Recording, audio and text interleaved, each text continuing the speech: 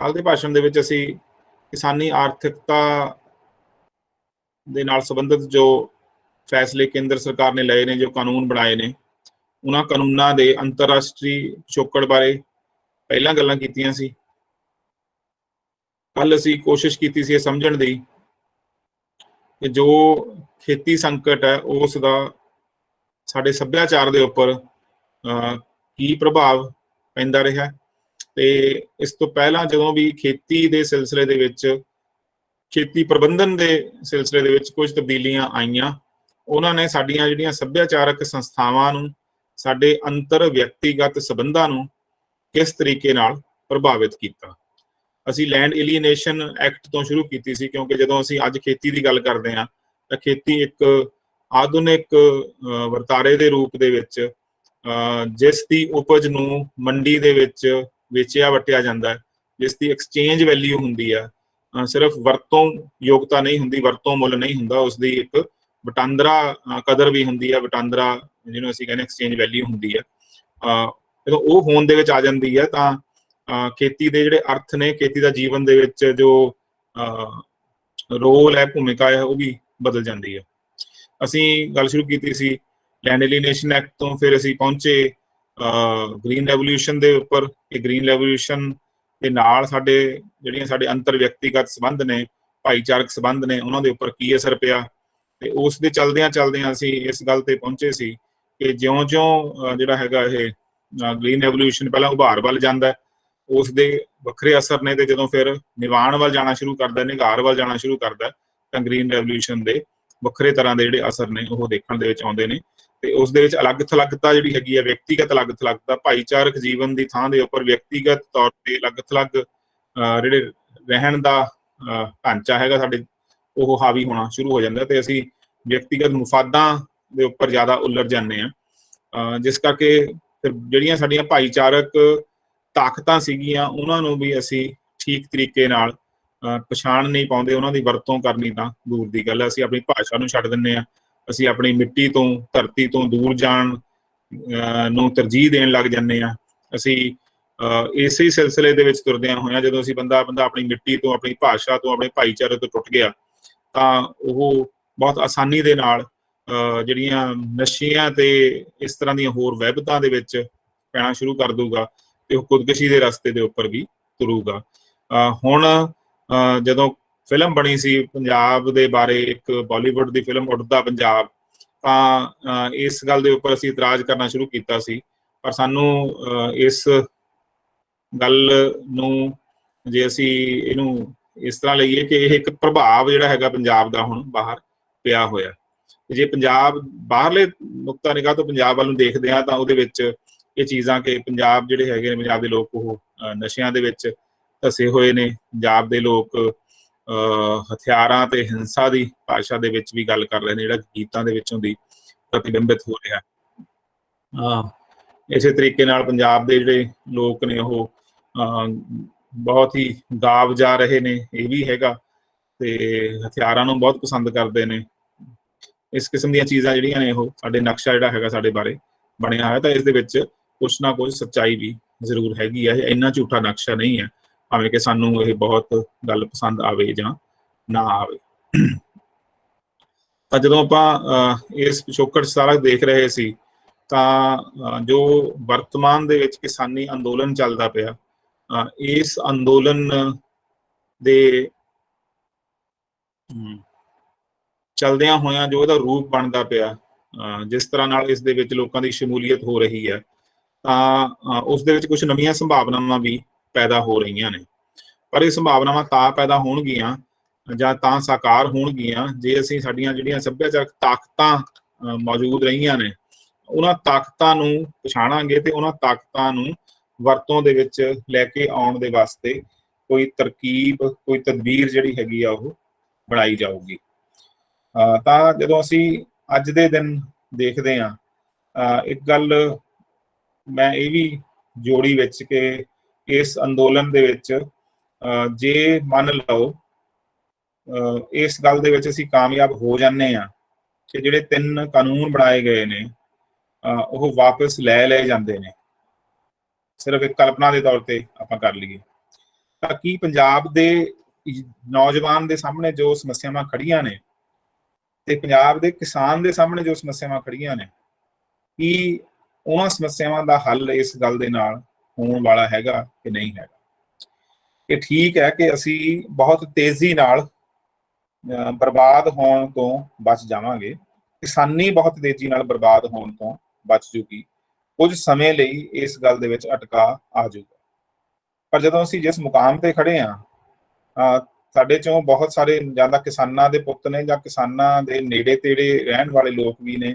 ਕਿਸਾਨੀ ਨਾਲ ਅਲੱਗ-ਅਲੱਗ ਹੋਰ ਕੰਮਾਂ ਕਾਰਾਂ ਧੰਦਿਆਂ ਦੇ ਨਾਲ ਜੁੜੇ ਹੋਏ ਲੋਕ ਨੇ, ਕਿ ਉਹਨਾਂ ਦੀਆਂ ਮੁਸ਼ਕਲਾਂ ਦਾ ਹੱਲ ਇਸ ਗੱਲ ਦੇ ਨਾਲ ਤੁਹਾਨੂੰ ਹੁੰਦਾ ਹੋਇਆ ਦਿਖਦਾ ਕਿ ਜੋ ਅਸੁਰੱਖਿਅਤਾ ਪੰਜਾਬ ਦੇ ਨੌਜਵਾਨ ਦੇ ਮਨ ਦੇ ਵਿੱਚ ਹੈਗੀ ਆ,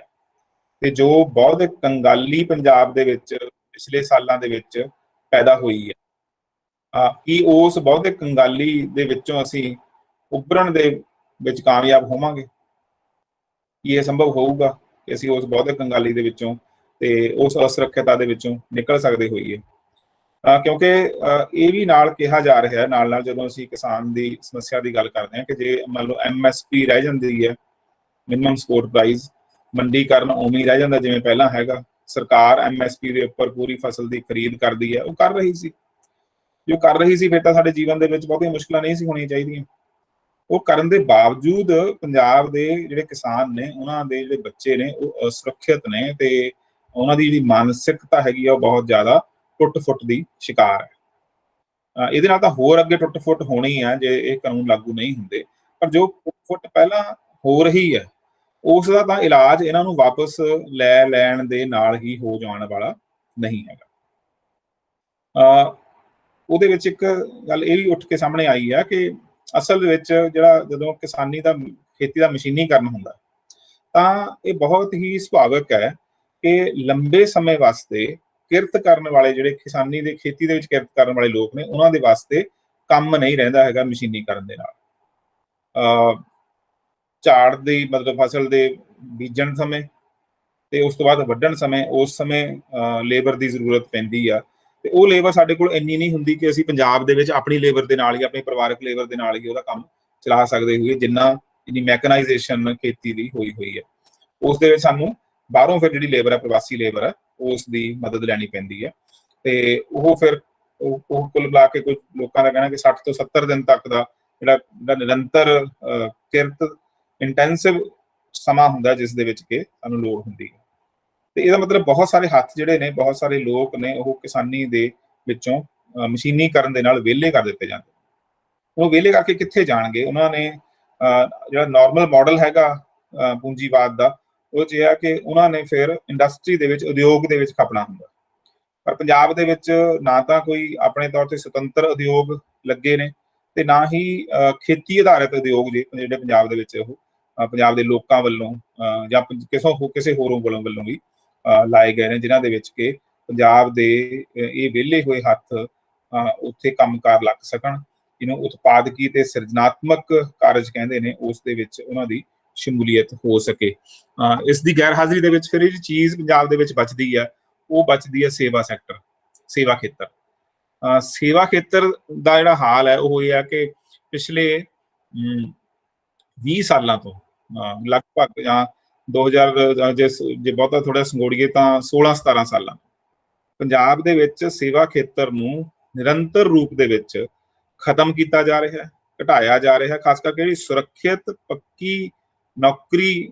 ਦਾ ਵਿਧਾਨ ਪੰਜਾਬ ਦੇ ਵਿੱਚ ਜਿੰਨਾ ਵੀ ਮੌਜੂਦ ਸੀ, ਜਿੰਨੇ ਵੀ ਪੰਜਾਬ ਦੇ ਸਰਕਾਰੀ ਮਹਿਕਮੇ ਨੇ, ਉਹ ਸਾਡੇ ਪੰਚਾਇਤੀ ਮਹਿਕਮਾ, PWD, ਬਿਜਲੀ ਬੋਰਡ, ਸਕੂਲ ਸਿੱਖਿਆ, ਸਰਕਾਰੀ ਉਚੇਰੀ ਸਿੱਖਿਆ, ਇਹ ਸਾਰੇ ਜਿੰਨੇ ਵੀ ਮਹਿਕਮੇ ਆਪਾਂ ਗਿਣ ਸਕਦੇ ਹਾਂ, ਹੈਲਥ ਡਿਪਾਰਟਮੈਂਟ ਹੈ ਨਾ, ਟੈਕਸੇਸ਼ਨ ਦਾ ਜਿਹੜਾ ਢਾਂਚਾ ਭਾਵੇਂ ਕੇਂਦਰੀ ਹੈ, ਪਰ ਫਿਰ ਵੀ ਜਿਹੜਾ ਇੱਥੋਂ ਦਾ ਅਸੀਂ ਆਊਟਰਾਈ ਨੂੰ ਖਤਮ ਕਰ ਦਿੱਤਾ ਸੀ। ਸਥਾਨਕ ਜਿਹੜੇ ਹੁਣ GST ਤੋਂ ਬਾਅਦ ਤਾਂ ਹੋਰ ਵੀ ਜ਼ਿਆਦਾ ਇਸ ਖਿੱਤੇ ਦੇ ਵਿੱਚ, ਇਸ ਖੇਤਰ ਦੇ ਵਿੱਚ ਜਿਹੜੇ ਰੁਜ਼ਗਾਰ ਦੀ ਕਮੀ ਆਈ ਹੈ। ਤਾਂ ਤਮਾਮ ਤੌਰ ਤੇ ਜਿੰਨੀਆਂ ਵੀ ਇੱਥੋਂ ਤੱਕ ਕਿ ਜੇ ਤੁਸੀਂ PCS ਤੇ ਜਿਹੜੀ PPS ਦੀਆਂ ਸੇਵਾਵਾਂ ਨੇ, ਉਹਦੇ ਵਿੱਚ ਵੀ ਜਿਹੜਾ ਸਿਸਟਮ ਅਸੀਂ ਲਾਗੂ ਕੀਤਾ ਹੋਇਆ ਵੀ ਜਾਂ ਤਾਂ ਪੱਕਾ ਰੁਜ਼ਗਾਰ ਅਸੀਂ ਖਤਮ ਕਰਤਾ, ਜਾਂ ਪੱਕੇ ਰੁਜ਼ਗਾਰ ਦੀ ਥਾਂ ਦੇ ਉੱਪਰ ਜਿਹੜਾ ਠੇਕੇ ਆਧਾਰਿਤ ਨਿਯੁਕਤੀ ਹੈ ਉਸ ਨੂੰ ਪਹਿਲ ਦੇਣੀ ਸ਼ੁਰੂ ਕਰਤੀ, ਤੇ ਜਦੋਂ ਨਿੱਜੀਕਰਨ ਕੀਤਾ ਤਾਂ ਉਹਨਾਂ ਲਈ ਕੋਈ ਜ਼ਰੂਰੀ ਨਹੀਂ ਹੈ ਕਿ ਠੇਕੇ ਤੇ 3 ਸਾਲ ਰੱਖਣ ਤੋਂ ਬਾਅਦ ਬੰਦੇ ਨੂੰ ਫਿਰ ਦੁਬਾਰਾ ਉਸ ਨੂੰ ਜ਼ਰੂਰ ਹੀ ਪੱਕਾ ਕਰਨ। ਨਿੱਜੀ ਸੈਕਟਰ ਦੇ ਵਿੱਚ ਕੋਈ ਇਸ ਤਰ੍ਹਾਂ ਦੀ ਲਾਜ਼ਮੀ ਚੀਜ਼ ਨਹੀਂ ਹੈਗੀ। ਤੇ ਸਾਨੂੰ ਪਤਾ ਹੈ, ਜੇ ਅਸੀਂ ਆਪਣੇ ਨੇੜੇ ਤੇੜੇ ਦੇਖੀਏ, ਕਿ ਲੋਕ 10-10 ਸਾਲਾਂ ਤੋਂ ਉੱਕੀਆਂ ਪੁੱਕੀਆਂ ਤਨਖਾਹਾਂ ਦੇ ਉੱਪਰ ਕੰਮ ਕਰ ਰਹੇ ਨੇ, ਤੇ ਉਹਨਾਂ ਨੂੰ ਕੋਈ ਦਿਖਦਾ ਨਹੀਂ ਹੈਗਾ। ਹੁਣ ਮੰਨ ਲਓ ਮੈਂ ਜੇ ਉਦਾਹਰਨ ਲੈਣੀ ਹੋਵੇ ਤਾਂ ਪੰਜਾਬੀ ਯੂਨੀਵਰਸਿਟੀ ਦੇ ਰਿਸਰਚ ਸਕਾਲਰਾਂ ਦੇ ਵਿੱਚ ਜਿਹੜੇ ਉਹ ਲੈਂਦੇ ਨੇ, ਫੈਲੋਸ਼ਿਪ ਲੈਂਦੇ ਨੇ, ਉਹ 30 ਤੋਂ 35 ਹਜ਼ਾਰ ਦੇ ਵਿੱਚ ਫੈਲੋਸ਼ਿਪ ਹੁੰਦੀ ਹੈ। ਤੇ ਜਦੋਂ ਹੀ ਉਹ ਫੈਲੋਸ਼ਿਪ ਦੇ ਉੱਪਰ ਕੰਮ ਕਰਕੇ PhD ਕਰਕੇ ਰੋਜ਼ਗਾਰ ਦੇ ਮੈਦਾਨ ਦੇ ਵਿੱਚ, ਮੰਡੀ ਦੇ ਵਿੱਚ ਆਉਂਦੇ ਨੇ, ਤਾਂ ਉਹਨਾਂ ਦੀ ਜਿਹੜੀ ਸਰਕਾਰ ਵੱਲੋਂ ਨਿਸ਼ਚਿਤ ਕੀਤੀ ਗਈ ਤਨਖਾਹ ਹੈ ਮੁੱਢਲੀ, ਜਿਹੜੀ ਉਹਨਾਂ ਨੇ ਪਹਿਲੇ 3 ਸਾਲ ਲੈਣੀ ਆ, ਤੇ ਪਰ ਉਹਨਾਂ ਨੂੰ ਉਹ 10-10 ਸਾਲ ਲੈਣੀ ਪੈਂਦੀ ਆ, ਉਹ 15,600 ਰੁਪਈਆ ਹੈ। ਤੇ ਜੇ ਕਿਤੇ ਜਿਹੜਾ ਸਰਕਾਰੀ ਇਮਦਾਦ ਪ੍ਰਾਪਤ ਪੋਸਟ ਹੈ, ਜਿਹਨੂੰ ਗ੍ਰਾਂਟ ਐਂਡ ਏਡ ਪੋਸਟ ਕਹਿੰਦੇ ਆ ਕਿਸੇ ਕਾਲਜ ਦੇ ਵਿੱਚ, ਉੱਥੇ 21,600 ਹੈ। ਤਾਂ ਰੌਚਕ ਦੇਖੋ ਗੱਲ ਕੀ ਹੈ ਕਿ ਇਹ ਨਿੱਜੀਕਰਨ ਦੇ ਸ਼ੁਰੂ ਹੋਣ ਤੋਂ ਪਹਿਲਾਂ ਪੰਜਾਬ ਦੇ ਵਿੱਚ 250 ਦੇ ਕਰੀਬ ਕਾਲਜ ਸੀਗਾ, ਤੇ ਉੱਥੇ ਜਿਹੜੇ ਲੋਕ ਨੇ, ਨੌਜਵਾਨ ਨੇ, ਉਹਨਾਂ ਨੂੰ ਚੰਗੇ ਰੁਜ਼ਗਾਰ ਦੀ ਆਸ ਹੁੰਦੀ ਸੀਗੀ ਕਿ ਅਸੀਂ ਇਸ ਰੁਜ਼ਗਾਰ ਦੇ ਵਿੱਚ ਸ਼ਾਮਲ ਹੋ ਜਾਾਂਗੇ। 4 ਯੂਨੀਵਰਸਿਟੀਆਂ ਸੀ, 250 ਕਾਲਜ ਸੀ। ਹੁਣ ਜਿਹੜਾ ਸਾਰਾ ਕੁਝ ਰਲਾ ਮਿਲਾ ਕੇ ਇਹ ਜਿਹੜਾ 30 ਯੂਨੀਵਰਸਿਟੀਆਂ ਨੇ ਤੇ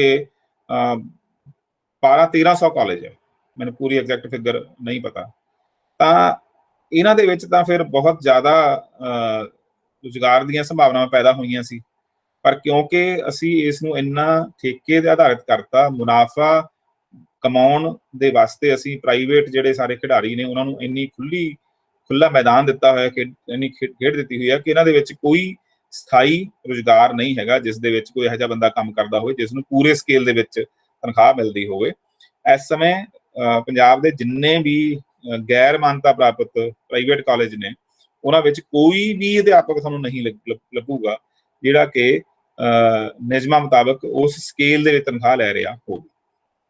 ਕੋਈ ਵੀ ਪ੍ਰਿੰਸੀਪਲ ਤੋਂ ਲੈ ਕੇ ਥੱਲੇ ਤੱਕ ਕੋਈ ਕਾਲਜ ਦਾ, ਕੋਈ ਜਿਹੜੇ ਗੈਰ ਮਾਨਤਾ ਪ੍ਰਾਪਤ ਕਾਲਜ ਨੇ ਜਿਨ੍ਹਾਂ ਨੂੰ ਸਰਕਾਰ ਨੇ ਬਹੁਤ ਉਤਸ਼ਾਹਿਤ ਕੀਤਾ ਪਿਛਲੇ 15-20 ਸਾਲਾਂ ਦੇ ਵਿੱਚ। ਤਾਂ ਇਹਦਾ ਮਤਲਬ ਰੁਜ਼ਗਾਰ ਦਾ ਸਕੋਪ ਜਿਹੜਾ ਹੈਗਾ ਉਹ ਸੀਗਾ ਜਿਸ ਦੇ ਵਿੱਚ ਕਿ ਖੇਤੀ ਵਿੱਚੋਂ ਵਿਹਲੇ ਹੋਏ ਹੱਥ ਜਿਹੜੇ ਨੇ ਉਹ ਰੁਜ਼ਗਾਰ ਵੱਲ, ਸੇਵਾ ਸੈਕਟਰ ਵੱਲ ਜਾ ਸਕਦੇ ਸੀ। ਪਹਿਲੇ ਦਿਨਾਂ ਦੇ ਵਿੱਚ ਬਹੁਤ ਵੱਡੇ ਪੱਧਰ ਤੇ ਗਏ। ਯੂਨੀਵਰਸਿਟੀਆਂ ਦੇ ਵਿੱਚ ਬਹੁਤ ਵੱਡੇ ਬੁੱਧੀਮਾਨ ਉਹਨਾਂ ਖੇਤਰਾਂ ਦੇ ਵਿੱਚੋਂ ਆਏ, ਪਿੰਡਾਂ ਦੇ ਵਿੱਚੋਂ ਆਏ। ਉਹਨਾਂ ਨੇ ਸਾਹਿਤ ਦੇ ਖੇਤਰ ਦੇ ਵਿੱਚ, ਸਮਾਜ ਵਿਗਿਆਨ ਦੇ ਖੇਤਰ ਦੇ ਵਿੱਚ, ਆਰਥਿਕਤਾ ਦੇ ਖੇਤਰ ਦੇ ਵਿੱਚ ਮਹੱਤਵਪੂਰਨ ਕੰਮ ਕੀਤੇ। ਹੁਣ ਉਹ ਜਿਹੜਾ ਰਸਤਾ ਸੀਗਾ ਉਹ ਬੰਦ ਕਰਤਾ, ਤੇ ਹੁਣ ਜਿਹੜਾ ਹੈਗਾ ਬੰਦਾ ਕਿੱਥੇ ਜਾਵੇ? ਤਾਂ ਉਸ ਸਥਿਤੀ ਦੇ ਵਿੱਚ ਉਸ ਦਾ ਇਸ ਧਰਤੀ ਨਾਲ ਜਿਹੜਾ ਲਗਾਓ ਹੈ ਉਹ ਅਸੀਂ ਇੱਕ ਤਰ੍ਹਾਂ ਨਾਲ ਖਤਮ ਕਰਨ ਦਾ ਠੋਸ ਆਧਾਰ ਤਿਆਰ ਕਰ ਲਿਆ। ਉਹਦੀ ਬਾਰੇ ਆਪਾਂ ਗੱਲ ਕੀਤੀ ਸੀ ਕਿ ਉਹ ਫਿਰ ਬਾਹਰ ਜਾਊਗਾ, ਉਹ ਪ੍ਰਵਾਸ ਕਰੂਗਾ, ਕਿਉਂਕਿ ਇੱਥੇ ਉਹਦੇ ਕੋਲ ਆਪਣੇ ਆਪ ਨੂੰ, ਆਪਣੀ ਕਿਰਤ ਨੂੰ ਲਗਾਉਣ ਲਈ, ਆਪਣੀ ਸਿਰਜਣਾਤਮਕਤਾ ਨੂੰ ਠੀਕ ਕੰਮਾਂ ਦੇ ਵਿੱਚ ਲਾਉਣ ਲਈ ਕੋਈ ਸਕੋਪ ਹੀ ਨਹੀਂ ਛੱਡਿਆ ਹੈਗਾ। ਤੁਹਾਨੂੰ ਕੋਈ ਨਜ਼ਰ ਹੀ ਨਹੀਂ ਆਉਂਦਾ ਹੈਗਾ ਕਿ ਤੁਸੀਂ ਕੀ ਕਰ ਲਓਗੇ। ਤੁਸੀਂ ਕੋਈ ਇਮਤਿਹਾਨ ਪਾਸ ਕਰ ਲਓਗੇ, ਫੈਲੋਸ਼ਿਪ। ਮੇਰੇ ਜਿਹੜੇ ਖੋਜੀ ਵਿਦਿਆਰਥੀ ਨੇ ਉਹ ਇਸ ਗੱਲ ਲਈ ਹਮੇਸ਼ਾ ਚਿੰਤਤ ਰਹਿੰਦੇ ਨੇ ਕਿ ਜਦੋਂ ਅਸੀਂ ਇਹ ਸਾਰਾ ਕੁਝ ਕਰਕੇ ਨਿਕਲਾਂਗੇ, ਜਿਹੜੀ ਬਹੁਤ ਮਿਹਨਤ ਅਸੀਂ ਕਰ ਰਹੇ ਹਾਂ PhD ਦੇ ਵਾਸਤੇ, ਉਸ ਤੋਂ ਬਾਅਦ ਸਾਡੇ ਲਈ ਰੱਖਿਆ ਕੀ ਹੋਇਆ? ਤੇ ਜੇ ਇੰਨੇ ਪੜ੍ਹੇ ਲਿਖੇ ਵਿਦਿਆਰਥੀਆਂ ਵਾਸਤੇ, ਇੰਨੇ ਪੜ੍ਹੇ ਲਿਖੇ ਨੌਜਵਾਨਾਂ ਵਾਸਤੇ ਪੰਜਾਬ ਦੇ ਵਿੱਚ ਕੁਝ ਰੱਖਿਆ ਨਹੀਂ ਹੋਇਆ, ਤਾਂ ਜ਼ਾਹਿਰ ਹੈ ਕਿ ਜਿਹੜਾ ਪ੍ਰਵਾਸ ਹੈ ਉਹ ਇੱਕ ਪੰਜਾਬ ਦੇ ਲੋਕਾਂ ਦੇ ਉੱਪਰ ਥੋਪੀ ਹੋਈ ਚੀਜ਼ ਹੈ। ਇਹ ਕੋਈ ਸੁਭਾਵਿਕ ਚੀਜ਼ ਨਹੀਂ ਹੈਗੀ ਕਿ ਅਸੀਂ ਪ੍ਰਵਾਸ ਵੱਲ ਨੂੰ ਜਾ ਰਹੇ ਹਾਂ, ਕਿਉਂਕਿ 2003-4 ਤੋਂ ਪਹਿਲਾਂ ਅਸੀਂ ਇੰਨੇ ਵੱਡੇ ਪੱਧਰ ਦੇ ਉੱਪਰ ਪ੍ਰਵਾਸ ਨਹੀਂ ਸੀ ਕਰਦੇ। ਜਿਹੜਾ ਪ੍ਰਵਾਸ ਹੈ ਦੁਆਬੇ ਦੇ ਵਿੱਚ ਹੁੰਦਾ ਸੀ। ਦੁਆਬੇ ਦੇ ਵਿੱਚ ਪ੍ਰਵਾਸ ਹੋਣ ਦੇ ਆਪਣੇ ਵੱਖਰੇ ਤਰ੍ਹਾਂ ਦੇ ਇਤਿਹਾਸਕ ਕਾਰਨ ਰਹੇ ਨੇ, ਕਿਉਂਕਿ 20ਵੀਂ ਸਦੀ ਦੇ ਮੁੱਢਲੇ ਦਿਨਾਂ ਤੋਂ ਦੁਆਬੇ ਦੇ ਵਿੱਚੋਂ ਪ੍ਰਵਾਸ ਇਸ ਕਰਕੇ ਹੋਣਾ ਸ਼ੁਰੂ ਹੋਇਆ ਕਿਉਂਕਿ ਉੱਥੇ ਜਿਹੜੀ ਲੈਂਡ ਹੋਲਡਿੰਗ ਸਾਈਜ਼ ਜਿਹਨੂੰ ਕਹਿੰਦੇ ਨੇ, ਕਿ ਖੇਤੀ ਦੇ ਜਿਹੜਾ ਖੇਤ ਦਾ ਪ੍ਰਤੀ ਵਿਅਕਤੀ ਆਕਾਰ ਹੈ ਉਹ ਉਹਦੇ ਵਿੱਚ ਲਗਾਤਾਰ ਹੀ ਘਾਟਾ ਹੋਣਾ ਸ਼ੁਰੂ ਹੋਇਆ, ਤੇ ਉਸ ਕਰਕੇ ਉੱਥੋਂ ਲੋਕ ਇੱਕ ਤਰ੍ਹਾਂ ਨਾਲ ਪਹਿਲਾਂ ਮੁਕਤ ਹੋਣੇ ਸ਼ੁਰੂ ਹੋ ਗਏ, ਖੇਤੀ ਤੋਂ ਆਜ਼ਾਦ ਹੋਣੇ ਸ਼ੁਰੂ ਹੋ ਗਏ, ਤੇ ਉਹਨਾਂ ਨੇ ਸੀਮਤ ਰੂਪ ਦੇ ਵਿੱਚ ਪ੍ਰਵਾਸ ਕਰਨਾ ਸ਼ੁਰੂ ਕੀਤਾ। ਤੇ ਫਿਰ ਲਗਾਤਾਰ ਇੱਕ ਰੁਝਾਨ ਹੈ ਉਹ ਪ੍ਰਵਾਸ ਦਾ, ਲਗਭਗ 100 ਸਾਲ ਸਮਝ ਲਓ ਕਿ ਦੁਆਬੇ ਦੇ ਵਿੱਚ ਮਾਲਵੇ ਵਰਗੇ ਤੇ ਹੋਰ ਖਿੱਤਿਆਂ ਦੇ ਵਿੱਚ ਜਾਣ ਤੋਂ ਪਹਿਲਾਂ ਉੱਥੇ ਲਗਾਤਾਰ ਜਾਰੀ ਰਿਹਾ। ਪਰ ਜਦੋਂ ਹੁਣ ਸਾਰਾ ਪੰਜਾਬ ਹੀ ਇਹਦੇ ਗ੍ਰਿਫਤ ਦੇ ਵਿੱਚ ਹੈ, ਤਾਂ ਇਹ ਪ੍ਰਵਾਸ ਪੰਜਾਬ ਦੇ ਉੱਪਰ ਥੋਪਿਆ ਹੋਇਆ ਪ੍ਰਵਾਸ, ਤੇ ਪੰਜਾਬ ਦੇ ਵਿੱਚ ਨੌਜਵਾਨ ਨੂੰ, ਭਾਵੇਂ ਉਹ ਕਿਸੇ ਵੀ ਖੇਤਰ ਨਾਲ ਸੰਬੰਧਿਤ ਹੈ, ਉਸ ਦੇ ਲਈ ਜੇ ਉਹ